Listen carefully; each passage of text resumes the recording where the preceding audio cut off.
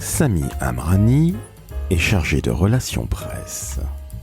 Diplômé de l'ECS, il recherche aujourd'hui un premier emploi. Bref, vous l'avez compris, Sami saute à pieds joints et avec bonheur dans le grand bain. Durant cet épisode de la série Young Guns, vous allez découvrir justement un jeune homme passionné de RP qui adore le relationnel, qui a le sens du contact extrêmement développé et qui est, semblerait-il, un véritable soleil si on en croit ses managers. Côté expérience, Sami en a, je vous rassure.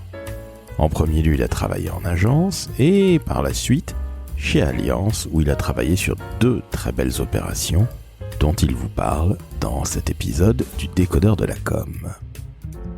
Je suis Laurent François, fondateur et dirigeant de l'agence Maverick, et je vous souhaite une très très bonne écoute en compagnie de Sami Amrani, véritable passionné de sport, entre autres, et à la recherche de son tout premier CDI ou CDD dans les relations presse, vous l'avez compris, que ce soit à Paris ou dans le reste de la France, que ce soit en agence ou chez l'annonceur. Ah, et j'allais oublier, et évidemment, pour contacter Sami, il suffit de cliquer sur le lien de son profil LinkedIn, qui est dans la métadescription de cet épisode du Décodeur de la com.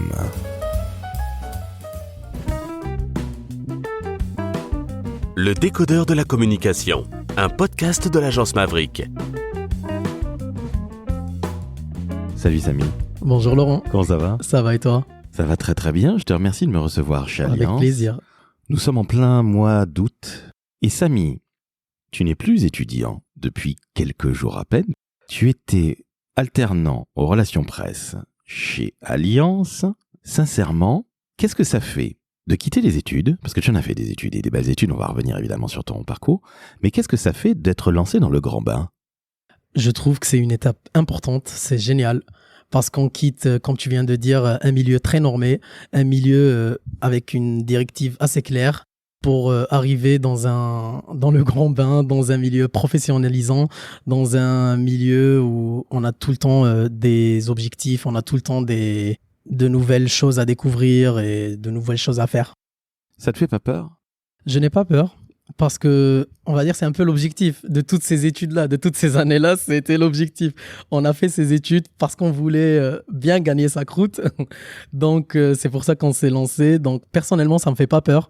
Bien au contraire, ça me donne envie d'avancer encore plus. Sami, tu es un roi des relations presse. Est-ce que tu peux nous expliquer ce que tu as fait déjà ? On va commencer par Allianz, qui est ta dernière expérience en date.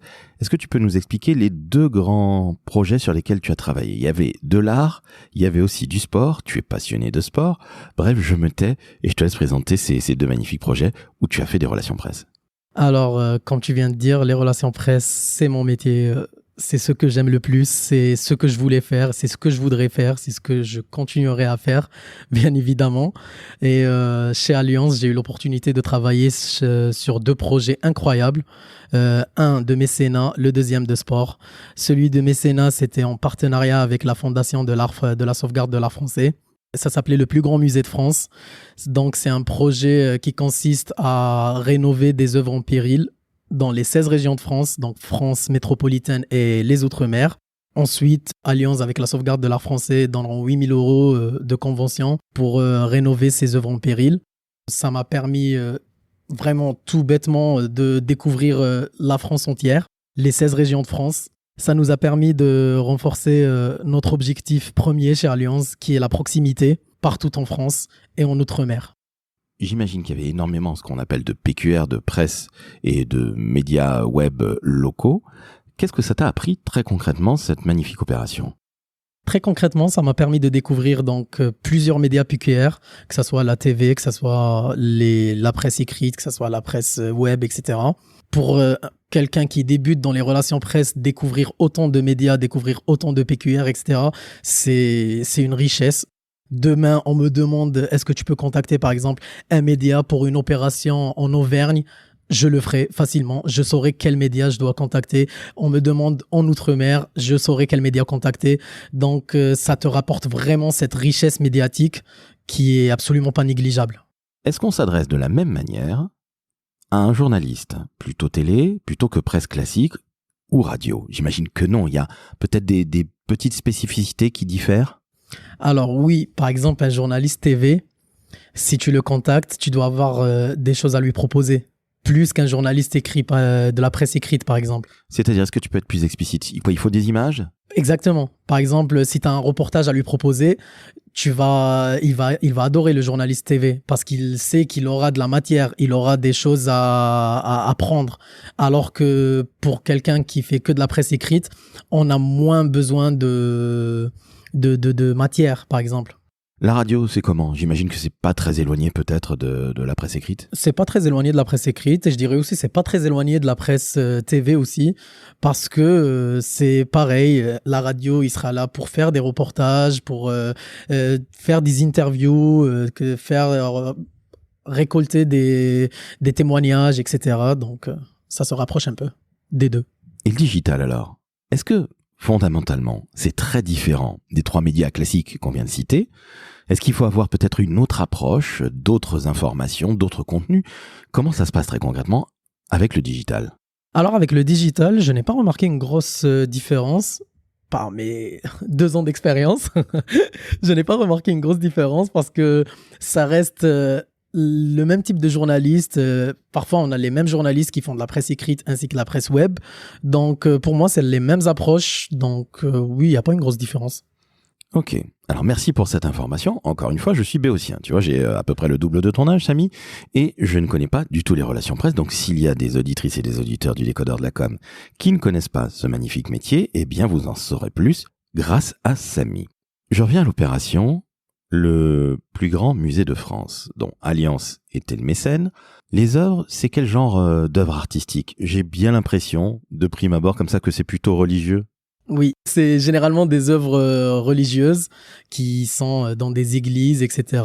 Et pour donner un petit topo de l'opération, comment ça se passe, donc on a la première étape qui sera l'appel au vote, l'appel aux candidatures plutôt.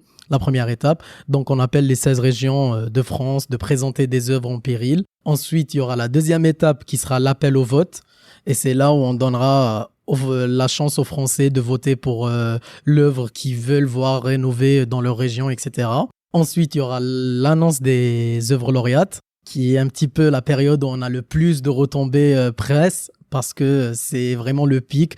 Les médias, c'est ce qu'ils veulent voir, c'est quelle œuvre a été choisie, va être rénovée. Et la dernière étape, donc, le Tour de France, où nos représentants d'Alliance vont faire vraiment le Tour de France des 16 régions de France métropolitaines et outre-mer, afin de rendre les chèques de 8 000 € en présence de personnalités peut-être politiques avec le maire, etc.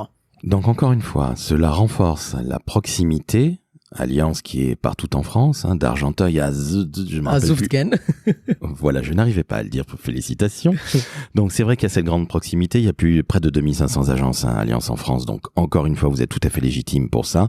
Et j'imagine que lorsque vous remettez ces chèques pour qu'il y ait cette remobilisation et puis cette rénovation plus exactement de l'œuvre d'art qui est lauréate, vous avez beaucoup de presse, beaucoup de retombées à ce moment-là. Oui. C'est là où on voit tout mon travail, le travail des relations presse.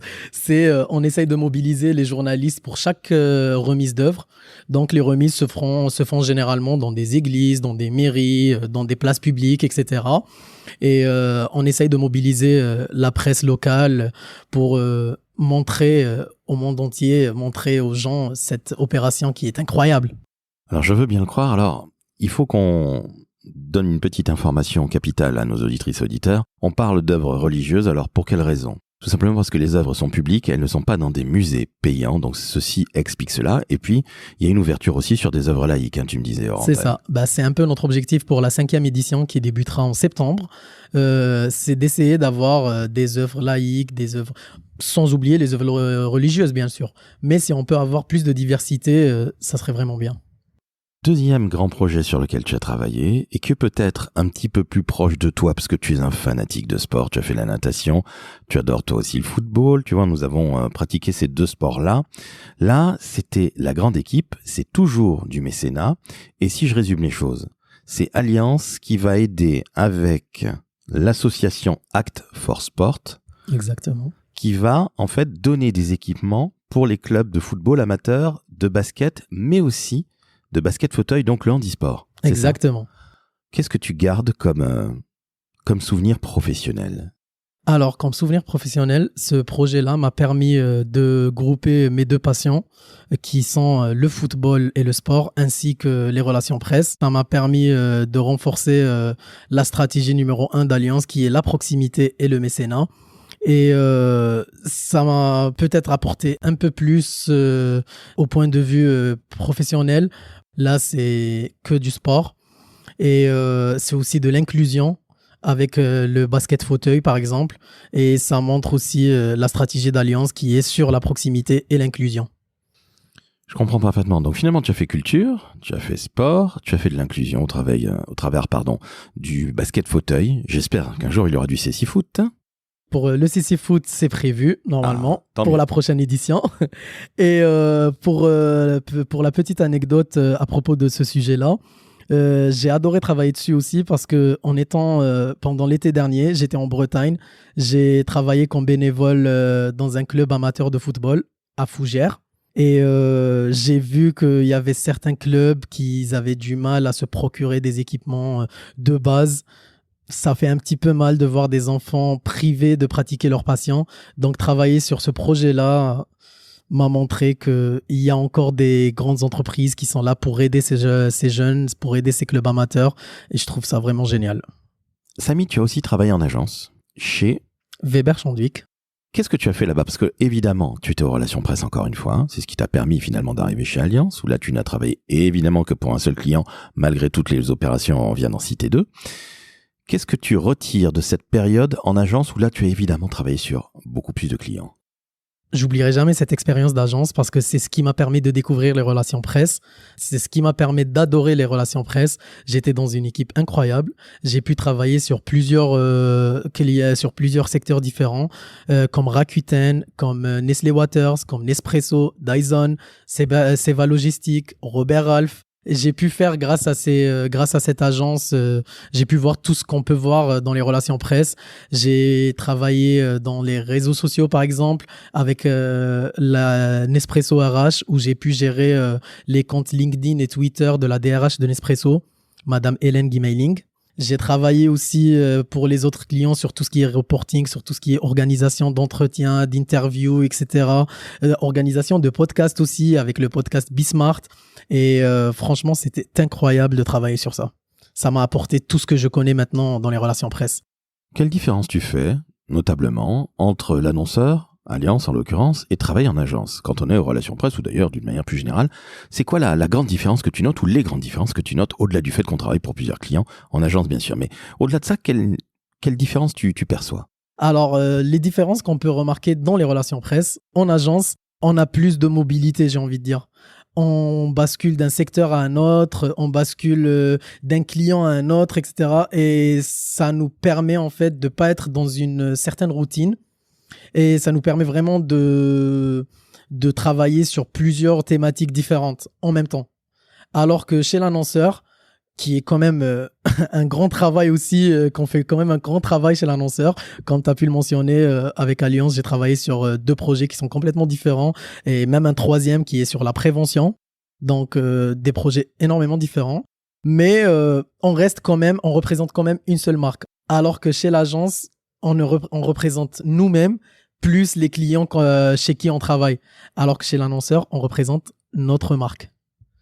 Quelle ambiance côté travail, tu as trouvé différente. Est-ce qu'il y a un côté un petit peu plus bouillonnant en agence, du fait que justement on a plusieurs clients et qu'on passe de Rakuten, comme tu le disais, à Seva, tu vois, ce qui n'a strictement rien à voir.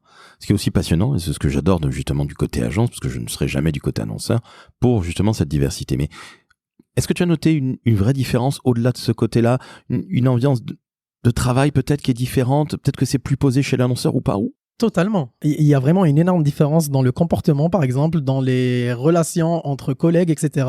En agence, si je peux me permettre de dire ça, c'est un peu plus chill. Par exemple, en agence, on est plus, on va dire, sur un rythme peut-être plus familier, peut-être moins professionnel, etc., entre nous, etc.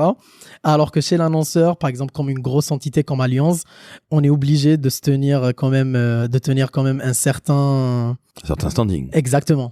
C'est pas décontenançant quand on vient justement d'agence où en effet il y a ce côté un petit peu plus familier, à très juste titre. Je vais pas dire que c'est une famille, c'est pas vrai, mais quelque part on bosse ensemble, parfois on fait ce qu'on appelle des charrettes, de moins en moins, tant mieux. Moi quand j'ai commencé on en faisait beaucoup, mais on est sur des dossiers, on a de l'adrénaline qu'on a aussi chez l'annonceur.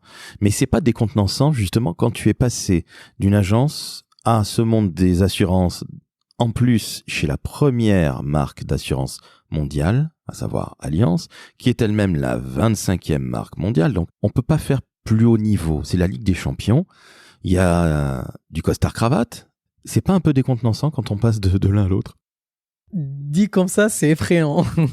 Ça paraît vraiment effrayant. Ça paraît vraiment une grande marche à passer. Mais j'ai envie de dire que c'est que sur le papier que c'est vraiment différent. Parce que moi, je trouve que j'ai un profil qui s'adapte facilement à l'environnement où je suis. Par exemple, comme tu le sais, j'ai pas grandi en France, donc je viens d'un autre pays, etc. Et j'ai jamais eu de la moindre difficulté d'adaptation, d'intégration, etc.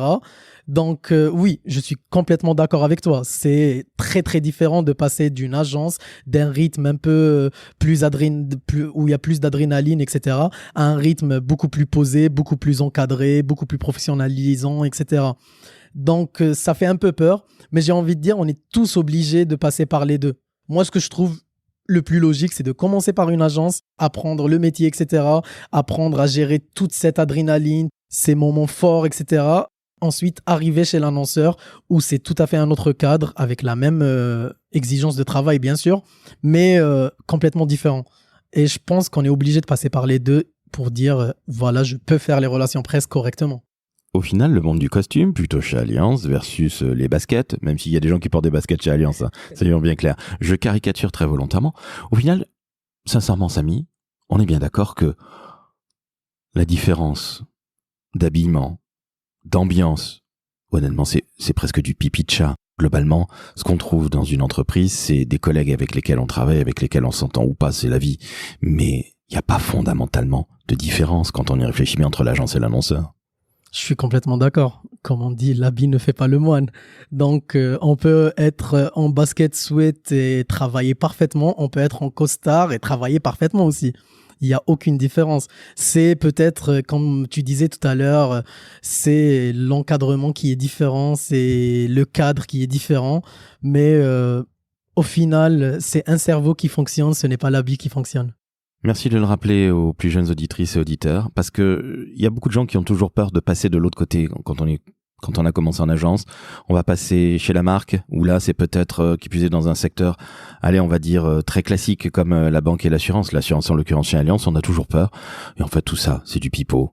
Vous allez vous apercevoir que vous trouvez des gens très très cool dans la banque, dans l'assurance, dans des métiers soi-disant et des secteurs soi-disant très corporate, alors que vous pouvez avoir des gens absolument passionnants. Et ça, il faut jamais l'oublier. Je suis complètement d'accord. Il faut aussi effacer cette idée reçue que chez l'annonceur, on travaille sur un seul sujet, c'est redondant, c'est une routine, etc.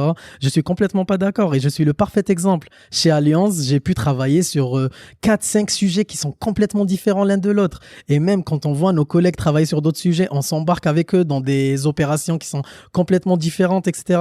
Donc, il faut retirer cette idée de dire « Ah, Allianz, ça va être que les assurances.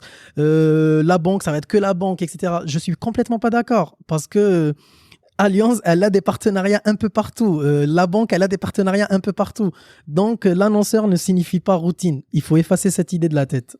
Et puis, je vais le dire très clairement à nos auditrices et auditeurs, tu as bientôt 27 ans, tu n'as pas pris ta retraite à 26 ans quand tu es arrivé chez Allianz. C'est ça, c'est exactement ça. Voilà, mais il faut le comprendre. On a toujours ce côté un peu fantasmagorique de l'agence où ça va à 4000 à l'heure, ça c'est vrai. C'est vrai qu'on bosse beaucoup. Et puis que l'annonceur, c'est un peu la retraite. En tout cas, c'est l'impression que j'avais, moi, quand j'étais chez Publicis, en me disant si un jour je vais chez l'annonceur, je vais prendre ma retraite. Pas du tout. C'est une énorme bêtise. Bon, je ne suis jamais allé du côté annonceur, pour des raisons très personnelles et puis des raisons aujourd'hui d'entrepreneuriat depuis 15 ans. Mais encore une fois, ce n'est pas prendre sa retraite, ce n'est pas s'ennuyer, ce n'est pas dormir au quotidien. Non, on fait des choses passionnantes. L'adrénaline est aussi là, et tu viens nous le prouver avec ces deux projets. Il y en a eu d'autres sur lesquels dont on ne va pas parler, mais ne serait-ce que ça prouve bien que l'annonceur, oui, il faut passer un moment ou un autre par l'annonceur. On va parler de choses plus académiques. On a parlé évidemment de ton expérience professionnelle, mais tiens, tu disais que tu n'avais pas grandi en France. Tu as grandi où? J'ai grandi en Algérie. Donc, tu parles combien de langues? Le français? Je parle le français. I can speak English. Puedo hablar espagnol. También. نقدر نهضر عربية. Je Félicitations. parle les 4 langues. Et ben voilà, donc français, arabe, espagnol Et anglais. Et évidemment, alors l'anglais, c'est pas une langue Oui. étrangère, on est bien d'accord. Hein. Ouais, c'est anglais. Pour moi, tout le monde est censé parler anglais. Absolument tout le monde. On est obligé. On est obligé. Dans On le a plus milieu le choix. professionnel, on est vraiment obligé. Dans les relations presse, on est plus qu'obligé. Qu'est-ce qu'il faut, selon toi, Samy, pour réussir dans les relations presse? Quelles sont les qualités qu'il faut avoir? Au-delà du professionnalisme, oui, il faut être carré, il faut savoir rédiger un communiqué de presse, un DP, etc., fournir ce dont les journalistes ont besoin. On en a parlé en début de conversation. Mais au-delà de ça, selon toi, qu'est-ce qu'il faut comme qualité pour réussir dans les relations presse, les fameuses RP? Comme qualité, comme valeur humaine, j'ai envie de dire, il faut avoir un sens du relationnel. Il faut pas avoir peur d'aller en contact. Parce que sans parler de tout ce qui est professionnel, rédaction, etc., ça, on va dire, c'est obligé. C'est donc, comme dans tout métier, tu es obligé d'avoir des requis professionnels. C'est le b.a.-ba. Exactement. Mais côté personnel, j'ai envie de dire, tu ne dois pas avoir peur du contact. Et tu dois vraiment être à l'aise niveau relationnel. Tu dois aussi être force de proposition. Faut pas avoir peur de proposer ses idées. Même si tu te sens, par exemple, tu es dans une équipe où il y a que des gens, on va dire, beaucoup plus expérimentés que toi, etc. Tout est à apprendre. Vraiment, tout est à apprendre. N'importe quelle idée tu peux donner, etc. Ça peut être bénéfique. Donc, il faut pas avoir peur. Il faut être une force de proposition et il faut avoir un bon sens relationnel. Tu as pas eu peur la première fois que tu étais au téléphone, hein, je parle bien du téléphone, c'est pas évident comme outil. Hein. T'as pas eu peur de contacter un journaliste un peu reconnu dans sa PQR ou en haut national? Tu t'es pas dit, mon Dieu, Samy, il va falloir que tu sois au top? Alors, pour l'anecdote, mon premier appel journalistique que j'avais fait, c'était à l'agence. On était dans une bulle avec ma collègue, mon ancienne collègue du coup, et on a fait un essai avec elle. Quand elle s'est faite passer pour un journaliste hyper dur, hyper exigeant, etc., pour me mettre vraiment dans la difficulté, on va dire, extrême. Et du moment où j'ai pu passer ça, pour moi, tous les journalistes... Était facile à passer, si je puis dire. Ça a été la plus difficile, finalement. Exactement, ça a été la plus difficile. Alors, s'il te plaît, donne-nous des tips pour ceux qui veulent se lancer dans les relations presse. Tu nous as dit que le relationnel était fondamental. Ça tombe bien, ça s'appelle des relations presse. Mais quels tips tu peux donner à ceux ou celles qui veulent se lancer dedans? Il faut préparer ses appels. Qu'est-ce qu'il faut faire? Donne-nous les tips que tu as pu recevoir depuis que tu fais ce métier. Vraiment, tout dépend de l'opération que tu veux faire passer, du sujet sur lesquels tu veux parler, avec le journaliste, bien sûr, avec les médias. Mais ce que je peux conseiller, c'est de toujours savoir ce que tu vas dire. Donc, il faut quand même avoir des petites notes à côté, etc. Il ne faut pas relire. Il faut absolument pas relire parce que ce n'est pas un scénario. On n'est pas en train de donner un synopsis ou quelque chose comme ça. Mais il faut toujours avoir des notes à côté. Parce que le journaliste, il n'a pas notre temps. Qu'on le veuille ou pas, le journaliste, il reçoit 50 000 appels par jour. Donc, c'est là où il faut être percutant. Combien de temps tu lui parles, en moyenne? En moyenne, je dirais 40 secondes. Vraiment. Il y a des journalistes, comme je disais, il y a 2 secondes, ils n'ont pas notre temps. Parce que le journaliste, on l'appelle, il va se dire quoi? Ok, c'est quelqu'un qui l'appelle. Surtout si on l'appelle de la part d'Alliance, par exemple, le journaliste, il va se dire ah, c'est encore les assurances, ils vont essayer de me vendre quelque chose, etc. C'est là où on voit toute la qualité du chargé de relations presse. C'est là de l'attaché de presse. C'est là où il doit vraiment, en si peu de temps, convaincre le journaliste pour lui montrer qu'on n'est pas là juste pour lui vendre une assurance. On est là, par exemple, pour le projet PGMF, pour le projet La Grande Équipe, pour le projet Prévention, etc. Et c'est pour ça qu'il est super important d'avoir préparé un petit peu son appel juste avant. C'est pas du par cœur. Il faut s'adapter parce que aussi aux journalistes, on peut tomber sur des journalistes super sympathiques qui vous répondent avec le sourire. On peut tomber sur des journalistes absolument pas sympathiques, je dirais pas sympathiques, mais qui n'ont juste pas le temps. Et pour moi aussi, ça, c'est très, très important. Il faut se mettre à la place du journaliste. Qu'est-ce qu'il veut? Donc, pour les tips aussi, ce qu'il faut, c'est préparer un peu ce qu'on va dire, voir ce que le journaliste fait, voir les dernières publications des journalistes, un peu, sur quoi il écrit, c'est quoi ses sujets, etc. Et franchement, dès que tu sais un peu ce qu'il fait, le journaliste, tu sauras lui parler. Merci pour ces tips que je note avec grand intérêt. Alors, je ne fais pas de relations presse, encore une fois, je le dis. Donc, Ça, c'est important, chers auditrices, auditeurs, que vous compreniez que vous avez la personne pendant même pas 1 minute. Je pensais que tu l'avais eu 1 à 2 minutes. Ça dépend vraiment. Donc c'est quand même l'art de... court. C'est même pas assez court, c'est vraiment très très très très court. Et puis c'est l'art de la persuasion, c'est-à-dire qu'il faut aller très vite à l'essentiel, il faut connaître le dos, quoi. Et il faut connaître l'homme ou la femme qui est au téléphone. Exactement, il faut savoir un peu ce qu'il fait le journaliste. Je comprends parfaitement. Samy, on arrive à la fin de notre entretien. Je le répète, tu as travaillé en agence, aux relations presse, tu as travaillé chez Allianz et évidemment aux relations presse, sur de très très belles opérations. Si tu avais un dernier mot à faire passer aux employeurs potentiels, qu'est-ce que tu leur dirais pour les convaincre justement de t'embaucher, que ce soit en agence ou chez l'annonceur? Je dirais un peu ce que mes managers m'ont toujours répété, ce que Estelle Ardouin m'a répété. C'est très agréable de travailler avec moi parce que je suis quelqu'un de souriant, je suis quelqu'un de très bon vivant. Sans vouloir me vanter, on me répète souvent que je suis un rayon de soleil. Je suis quelqu'un de très proactif, qui déborde d'idées, force de proposition. Je peux m'adapter à n'importe quel domaine, que ce soit le domaine commercial, que ce soit le domaine du retail, du sport, du mécénat. J'ai travaillé sur tous ces domaines en même pas 2 ans d'expérience. Donc, je mérite d'avoir ma chance. Eh bien écoute, merci beaucoup à toi. On va terminer vraiment cet épisode du Décodeur de la com, le fameux Young Gun, puisque tu es un jeune fusil, mais plutôt un jeune cœur, a young heart comme on dit là-bas. Qu'est-ce que tu retiens de cette période chez Allianz avec Estelle Ardouin et évidemment ta DIRCOM, Constance Viblet? Alors, on commence par Estelle Ardouin, ma manager, qui m'a vraiment poussé vers l'avant. J'ai eu la chance d'évoluer dans une équipe incroyable, avec des collègues incroyables, que ça soit Sandrine, que ça soit Sandrine, que ça soit ma manager Estelle Ardouin, qui vraiment, elle a cette force de nous pousser vers l'avant. Surtout quand elle est là à te faire confiance à 100%, alors que t'es junior, t'es alternant et vraiment elle te limite pas. Si t'as des idées, elle est à l'écoute et je trouve ça vraiment incroyable. Donc j'ai eu la chance de travailler avec Estelle Ardouin. J'ai eu la chance aussi d'avoir une DIRCOM comme Constance Viblet bien sûr, qui pareil, elle est à l'écoute. Dans plusieurs entreprises, on entend DIRCOM, on a peur de leur parler, on a peur de s'approcher, etc. Chose qui est complètement différente au service com d'Allianz. Demain, j'ai envie d'aller voir Constance à son bureau pour lui proposer des idées. Elle sera là, elle sera à l'écoute, elle sera même une force de conseil. Elle m'a beaucoup conseillé dans les relations presse pendant mon alternance. Donc, je ne retiens que du bonheur. Eh bien, écoute, ça s'entend et je te remercie encore une fois, Samy. Alors, primo, pour tous les tips que tu as donnés. Secondo, pour la patate que tu as. Si jamais, allez, on va dire, un club de football, parce que tu adores le foot, cherche un chargé de relations presse, eh bien, vous savez à qui vous adresser. Tu es mobile sur toute la France? Sur toute la France. C'est important. Comme je disais tout à l'heure, j'ai aucun problème d'adaptation. Eh ben, félicitations, parce qu'il y a des gens qui veulent rester impérativement à Paris, ce qui peut se comprendre pour plein de raisons. Donc, sur toute la France, si jamais il y a du football qui nous entend ou du sport, pourquoi pas.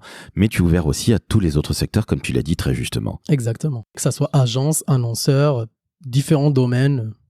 Eh ben écoute, merci d'avoir été... Je suis un caméléon.